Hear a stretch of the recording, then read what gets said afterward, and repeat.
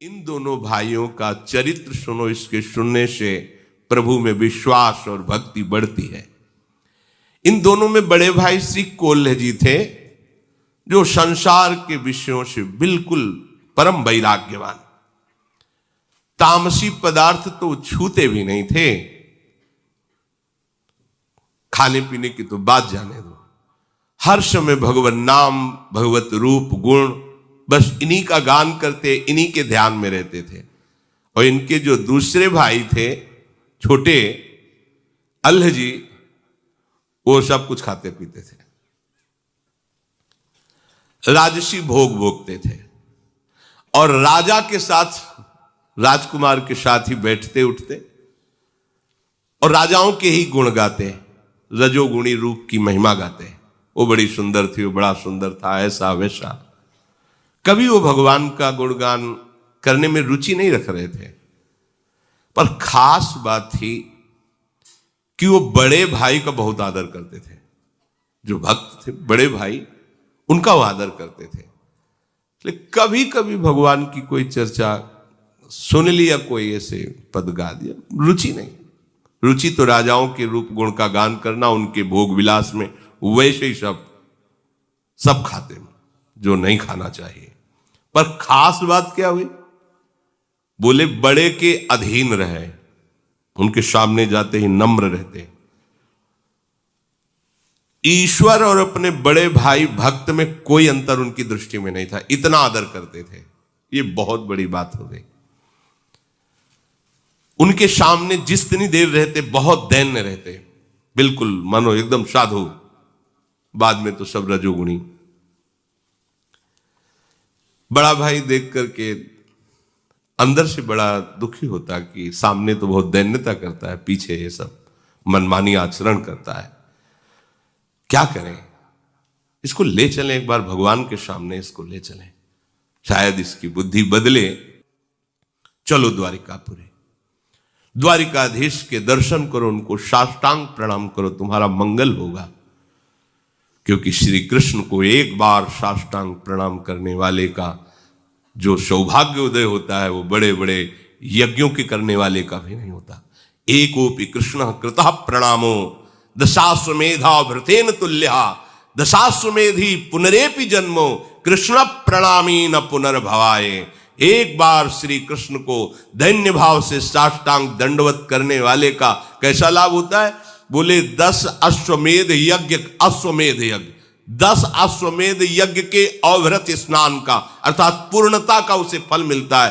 पर 10 अश्वमेध यज्ञ और श्री कृष्ण के प्रणाम करने वाले का अंतर यह रहेगा कि 10 अश्वमेध यज्ञ करने वाला स्वर्ग आदि लोकों को भोग कर मृत्यु लोक आएगा, और कृष्ण प्रणामी न पुनर्भवाए। चलो प्रभु श्री कृष्ण द्वारिकाधीश के चरणों में साष्टांग प्रणाम करो चल करके। अल्ह जी तो कोल्ह जी को ईश्वर की तरह मानते थे, जो आज्ञा उनके साथ चल दीजिए। द्वारिकापुरी पहुंचे, प्रभु के सामने, द्वारिकाधीश के सामने एक विलक्षण घटना घटी, जिसे कान लगाकर सुनिए। क्यों कह रहे कान लगाकर? क्योंकि इससे तुम्हारा विश्वास बढ़ जाएगा, इससे तुम्हारी भक्ति बढ़ेगी, तुम्हें समझ में आएगा कि हमारे प्रभु की भक्ति कितनी सामर्थ्यशाली है। कोल्ह जी ने भगवान को प्रसन्न करने के लिए पद, ऐसा करना भी चाहिए, जब अपने ठाकुर के दर्शन करने जाए तो कोई पद उनकी महिमा से भरा हुआ, अगर वहां वातावरण भी देखे, मानो जैसे श्री जी के सामने, राधा वल्लभ जी के सामने समाज हो रही, तो चुपचाप सुनो, बोलने की जरूरत नहीं। ऐसा अवसर है कि आप गा सकते हैं, तो कोई पद सुना सकते हैं। देखो माई सुंदरता की सीमा, जो आचार्य महापुरुषों ने गाए हैं। कोल्ह जी ने सुंदर पद प्रभु को सुनाया। अल्ह जी हाथ जोड़े चुपचाप खड़े हुए हैं। भगवान को जो बहुत प्रिय बात है वो ये है कि भक्त चरण धरि भाव तरत भवसिंधु अगाध। अगर भक्तों के चरणों में भाव आ जाए तो तरने में देर नहीं लगती है। और भक्त के चरणों में भाव रखने वाला दैन्य होता है। ये दो विशेष लक्षण अल्लाह जी में है, जो यद्यप कुमार्गामी आचरण कर रहे हैं, पर ये दो बात है। भक्त भाई को भगवान के समान मानते हैं और अपने को बहुत नीच मानते हैं। मैं बहुत नीच हूं, इसलिए दैन्य है। श्री कोल्ह जी ने पद सुनाया, द्वारिका के नाथ सब नाथन के नाथ प्रभु, देवन के दिव्य देव संकट सहाय हैं। ब्रह्मा शिव देव दैत्य दानो अरु मानवादि, सब ही के रचैया और सब में समाये हैं। कारज के कारण ओ तत्वन के तत्व आप, माया के अधीश ईश अलख लखाए हैं। महिमा महान गावे वेद और पुराण, कुल पार नहीं पावे हारी शीश को नवावे हैं। द्वारिकाधीश को पद सुनाने के बाद कहा, भाई तो भी तो बहुत बढ़िया गायक है, राजाओं की सभा में गाता है, देख सुना द्वारिकाधीश को। वो सुख चाहते हम कैसे सुनाए, हमारे अंदर तो भक्ति ही नहीं है। जिससे प्रभु प्रसन्न होते हैं वो बात ही हमने नहीं, हम जब कह रहे हैं तो सुनाओ ना। तो उन्होंने प्रभु की ब्रज लीला संबंधी पद सुनाए। बड़ा सुंदर उनका स्वर था, क्योंकि राजाओं की सभा में तो सब रजोगुणी काम था। द्वारिकाधीश के सामने बड़े भ्राता भक्त की आज्ञा हुई तो गाय, गलीन में गोकुल की गासी गासी गोपीन को, गोरस ओ गोरस को दान ले सिहायो है।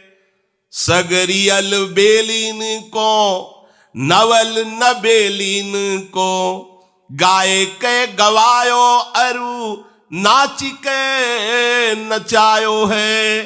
अबुलान आन मान प्राण की हरन हारी, बांसुरी बजाए घर बार भूलवायो है। ये जशुदा के छैया, ये रास रंग के रचैया, भैया नेह की नदी में तय नहायो और नहवायो है। देश विदेश के देखे नरेशन, रीझिक को जो बूझी करेगो।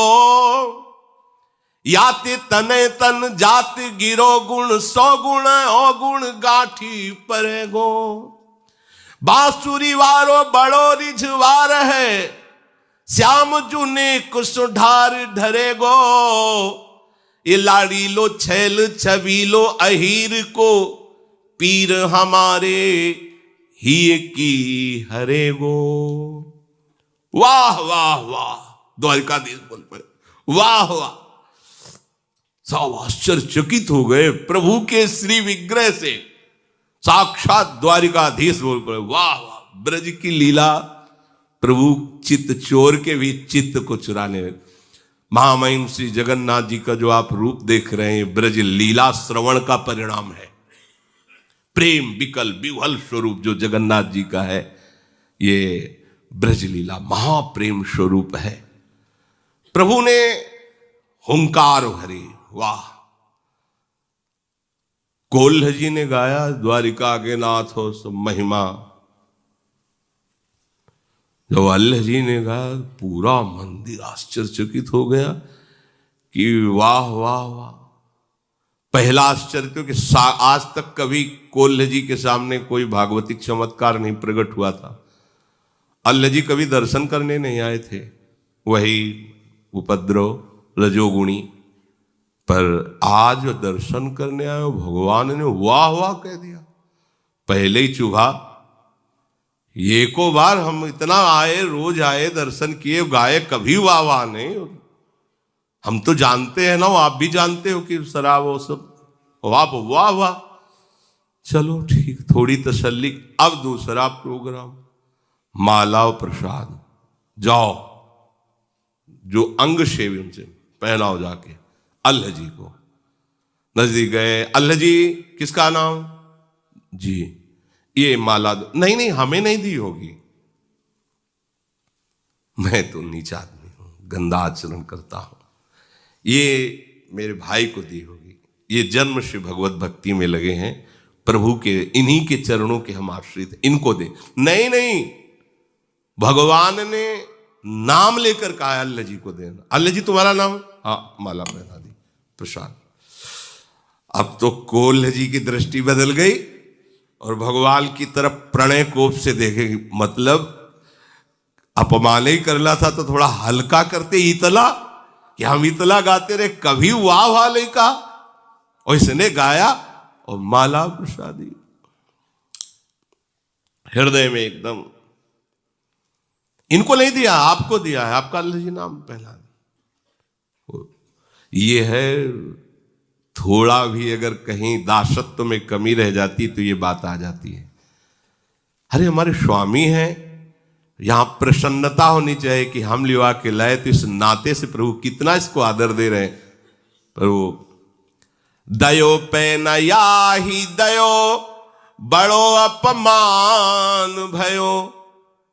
ये बात समझनी है यहां कि हम जिनके शरणागत हैं उनके द्वारा की हुई कोई भी चेष्टा हमारा अपमान नहीं हो सकती, हमारा सम्मान है, पर वो समझ नहीं पाते। हम कहीं ना कहीं अपने अहम को बचा के रखते हैं।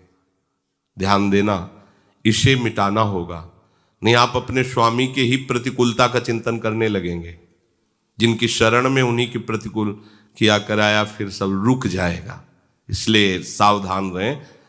यद्यपि पतन नहीं होगा, पर काहे को जलोगे, समय बर्बाद करोगे। 15वें अध्याय में भगवान जो परम पद आरूढ़ का लक्षण करे, तो निर्माण पहला शब्द, मान रहे सबही मान प्रद आप अमानी।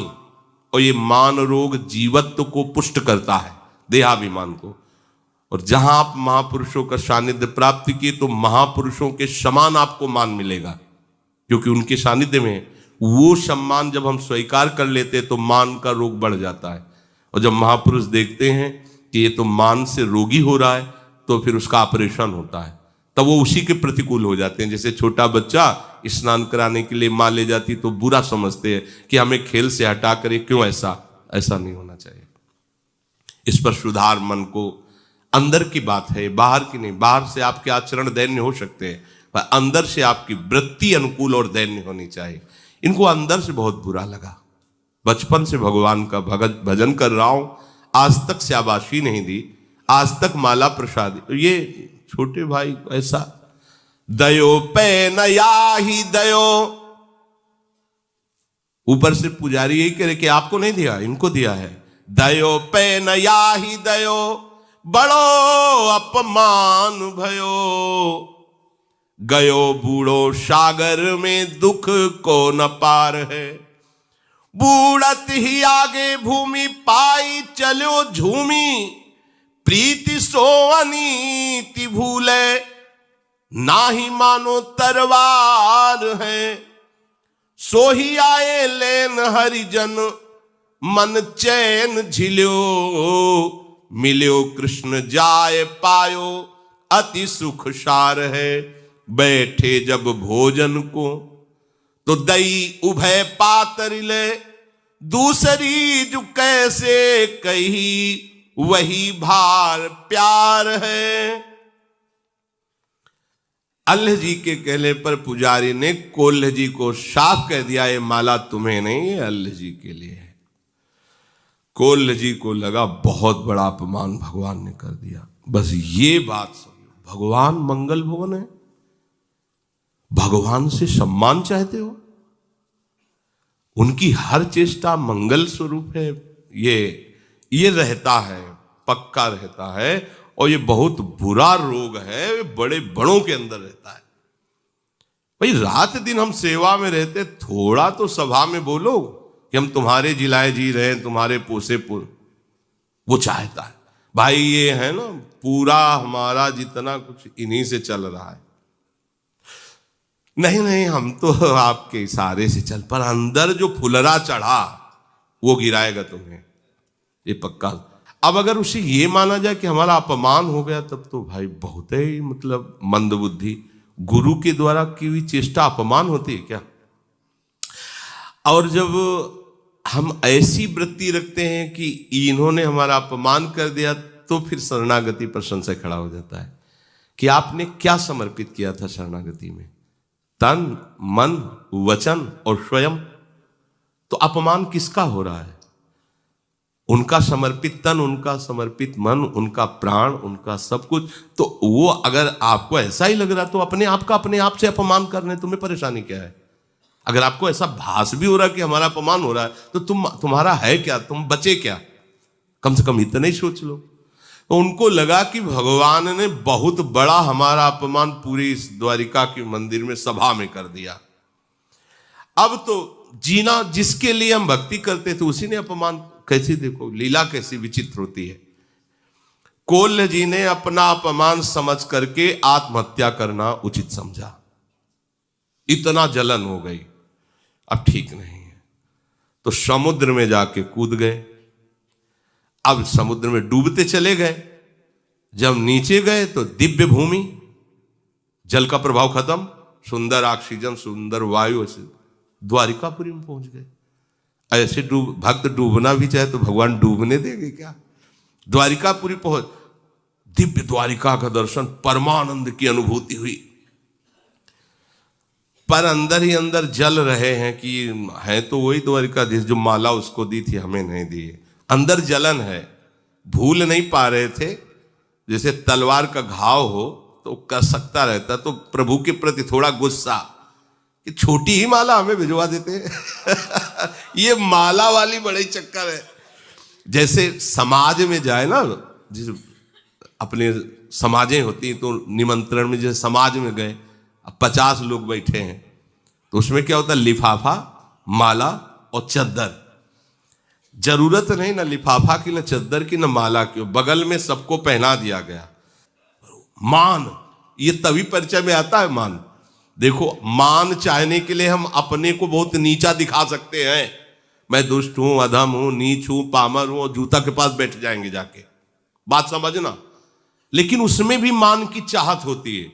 बात तब होगी जब जबरदस्ती तुम्हें कोई वहां बैठे हैं और फिर आप अपने को अधिकारी मानकर कि हाँ यही मेरा अधिकार है, तो समझ में। अपने को कह रहे हैं हम नीच हो, जब दूसरा कहेगा नीच है, पाखंडी, तब कैसा लगा? हाँ, तो ये बड़ा सूक्ष्म विषय है।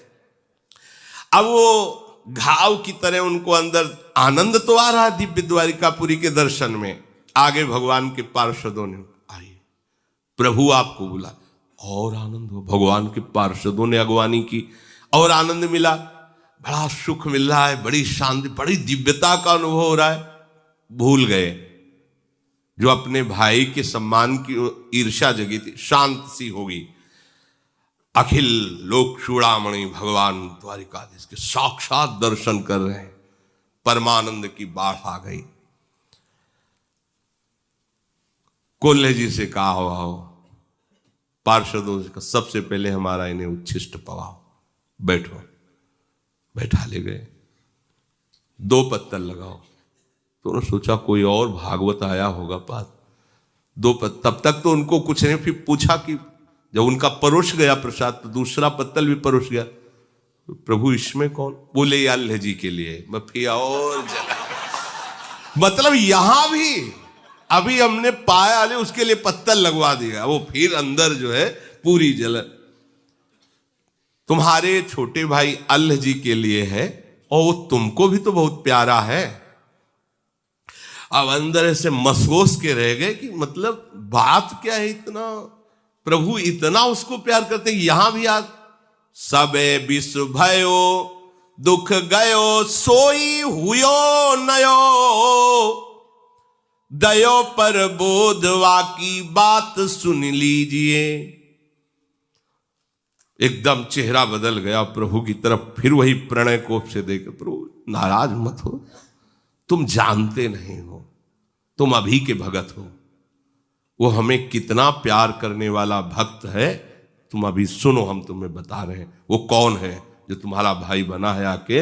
आज जिसे तुम रजोगुण में देख रहे हो, एक वासना का आदर करने से उसका मार्ग रुक गया। वो जितना तुम भजन अभी तक किए हो ना, बहुत छोटा है उसके भजन के आगे, जितना उसने भजन किया है। तेरो छोटो भाई मेरो भक्त सुखदाई, ताकि कथा ले जताई, जामे आप ही सो दीजिए। प्रथम जन्म मांझ बड़ो राजपुत्र भयो, गयो गृह त्याग सदा मोसुमति भीजिए। आयो बन को भूप संग राग रंग रूप, देख चाह भई देह दई भोग कीजिए। कोल्ह जी से कहा कि तुम अपने भाई की बात जान जाओगे तो कभी ऐसे ईर्ष्या उससे नहीं करोगे, तुम उसकी बराबरी कर ही नहीं सकते। जानते हो, बड़ा प्रिय मेरा भक्त है वो पूर्व जन्म में राजपुत्र था और उसने बचपन से राजपुत्र राजकुमार होते हुए सब भोगों का त्याग करके बैरागी हो गया। राजपद का अधिकारी था, राजपद राजभोगों का त्याग करके वो एकांत वन में निरंतर कष्ट सहते हुए मेरा भजन करने लगा। मन बुद्धि लगाकर सतत मेरा भजन कर रहा था। ध्यान पूर्वक सुनना। बहुत समय व्यतीत होने के बाद उस जंगल में एक राजा अपने पूरे परिकर के साथ मनोरंजन के लिए आया। तो राज वैभव, यद्यपि राजकुमार ही थे, बचपन से वैरागी हो गए, एकांत सेवन करते थे। अब राज वैभव के इन्होंने देखा, बहुत सी सुंदर सुंदर युवतियां, ऐसा सब भोग विलासिता सब। इनके मन में विषय सुख का आदर हुआ कि अगर बाबा जी न बनते तो ऐसा ही हमको भी सुख मिलता। आदर हो गया। अब वो वासना इतना जोर पकड़ी, इसमें देर नहीं लगता, समुद्र बनने में तरंग आई और आपने आदर किया, वो पूरे हृदय पर अधिकार कर लिया। अब तो बस भजन रुक गया। के विधि मिले सुंदरी बाला, जैसे नारद जी के मन में नहीं, ऐसे कि अब ये सब कैसे भोग प्राप्त हो। संसारी सुख भोगने की प्रबल लालसा हो गई और उसी को लालसा को लिए हुए शरीर छूटा। भगवान वर्णन कर रहे हैं, तो मैंने बड़ा स्वस्थ और तेजस्वी इनको शरीर दिया।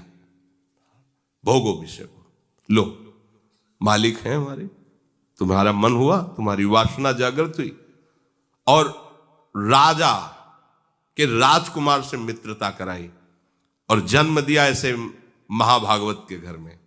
कोल्ह जी के भाई बने आके। देखो कैसा विधान, कैसा कवच है भक्ति का, वासना है तो संग राजकुमार का। वैसे ही जो भोग देखे थे वही भोग राजकुमार के साथ खूब भोगो, खाओ पियो दुनिया का। अब भक्त का संग और वासना, देखो भगवान कैसा यही संयोग होता है। अब भक्त के संग ने उस वासना से खींचा है, जीवन असार चलना द्वारिकाधीश। सामने गए और जहां से रुका था साधन वही जागृत हो गया। केवल तो प्रभु का स्वभाव सूरदास जी वर्णन करते हैं कि विमुख भये निमिषहु न अकृपा, जब चितये तब हो ऐसे। प्रभु बीच वाली बात नहीं देखते कि हमको छोड़कर विषयों में, यही तो अगर वो ऐसा देखे तो अपने लोग तो कभी आगे ही नहीं बढ़ सकते, भगवत मार्ग में चल ही नहीं सकते। भगवान ने बताया कि तुम्हारा अभी तो बहुत छोटा भजन है, इसका भजन देखो। पर एक वासना का आदर करने के कारण उसकी ये गति हुई कि उसको ऐसा संयोग मिला। विषयी जनों को विषय भोगते देखकर या विषयी पुरुषों की बात सुनकर विषय भोगने की इच्छा प्रकट होती ही है। यदि कहो कि कोई विरक्त है, राज्य सुखों का त्याग करके आया है, तो ये कैसे हो सकता है? तो कह रहे हैं बलवान इंद्री ग्रामो विद्वानमपि कर्षति। कोई भी हो, ये नहीं सोचना चाहिए कि इन भोगों को तो हम छोड़ करके आए, अब हमें कौन परास्त कर देगा, उससे घटिया भोग तुम्हें गिरा देगा। ये माया है, बिल्कुल कहीं नहीं, अभिमान नहीं आना चाहिए, बहुत सावधान। देखो ना, राजकुमार होती हुई राज वैभव छोड़ दिया आज एक राजा के भोग विलास को देखकर वासना जागृत हो गई, और ऐसी जागृत हुई कि भजन रुक गया, उसी वासना की प्राप्ति के लिए व्याकुलता हो गई। मन की गति बहुत दुष्तर है। महान त्यागी विरागी सौभरी ऋषि को मछलियों का विहार देख करके ब्याह करने की इच्छा हो गई थी। भगवान शंकर मोहिनी रूप में देखकर आसक्त हो गए। इंद्रियां बड़ी विद्वान और ज्ञानियों को भी आकर्षित करने वाली हैं, इसलिए कभी कोई अभिमान न करे। विषयी पुरुषों का संग, विषय दृश्य, विषय वार्ता, ये कोई कैसा भी हो पतित कर सकता है। श्वास श्वास पर नाम जप करे, वासना की बात आते ही डर जाए, हृदय में उसका कभी आदर न करे, आदर करने से ही पतित हो जाता है। श्री भगवान ने कहा वो पूर्णता में ही था, पर ये वासना केवल आ गई, इसलिए वासना का दृश्य दिखा दिया इस जन्म में, अब वो फिर पूर्ण हो गया। भजन का एक बात है कि वो बढ़ता है, जैसे भगवान का रूप बढ़ता है, भगवान की महिमा, ऐसे भजन है। वो वासना तो मिली ही, और जो भजन स्टॉक में था वो बढ़ा और सीधे भगवत प्राप्त बना दिया। अभी अभी पद गाया, सीधे भागवतिक संपर्क और तन्मयता, एक भी विषय चिंतन नहीं है उनके हृदय में। जो भोगा उसकी कोई भी पुनरावृत्ति संस्कार नहीं, ये खास बात होती है। अगर भक्त की कहीं वासना पूर्व की और भगवान उसका, तो उसमें संस्कार नहीं बनेगा। जैसे भोगियों का संस्कार होता है कि भोगा पुनः संस्कार, पुनः उसकी तृष्णा वासना, ये नहीं होगा। उसको घृणा पैदा हो जाएगी अंदर से, संस्कार रहित हृदय होगा, क्योंकि वो प्रभु की तरफ से चल रहा है, डॉक्टरी चल रही, वो ऐसा नहीं। ये बहुत कृपा का मारा। आप तभी तो कहते आंख मूंद के दौड़ो गिरोगे नहीं, आंख मूंद के दौड़े, अब तुम्हें चिंता नहीं करनी। ऐसे चिंतामणि चरणों का आश्रय ले लिया है, अब चिंता, बोले चिंता नहीं करनी तो फिर आज से फिर पिटाई होगी, विषय नहीं पाओगे। बार बार हम ये कह रहे हैं, इसलिए इस मार्ग में चलने के लिए करें, इधर नहीं। इधर तो चिंता ही चिंता है, तुम निश्चिंत हो ही नहीं पाओगे। निश्चिंत होने का ये मार्ग है। और भगवान ने कहा देखो, तुम इस जन्म में भक्ति कर रहे हो, पर कैसी तुम्हारी भक्ति रंग लाई है कि तुम्हारे ही आश्रित, तुम्हारे ही भाई का आदर होने पर तुम्हारे अंदर कितनी जलन है। तुम प्राण त्यागने के लिए और वो तुम्हें अब भी कितना प्यार कर रहा है। तेरे ही वियोग अन्न जल सब त्यागी दियो, जियो नहीं जात वापे बेग सुधि लीजिए। जिस दिन तुम समुद्र में कूदे, उसी समय समुद्र में कूदना चाहते थे, लोगों ने पकड़ लिया, आज भी उन्होंने अन्न जल नहीं पाया, प्राण त्यागने के लिए तैयार है आपके लिए। और आप कितनी ईर्ष्या से युक्त है। आप सोचिए आप किस कोटि के भक्त हैं।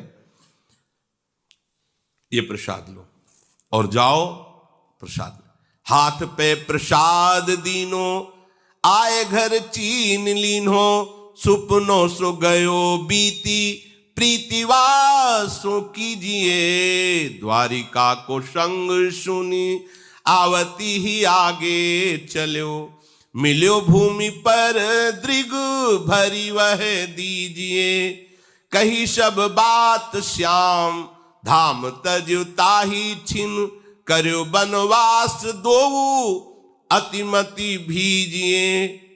तुम्हारे वियोग में तुम्हारे छोटे भाई ने अन्न जल त्याग दिया है, तुम्हारे वियोग में वो प्राण त्याग देगा अगर तुम नहीं पहुंचे। शीघ्र जाओ, भगवान जी ने वो प्रसाद दिए, जाओ उनको देना।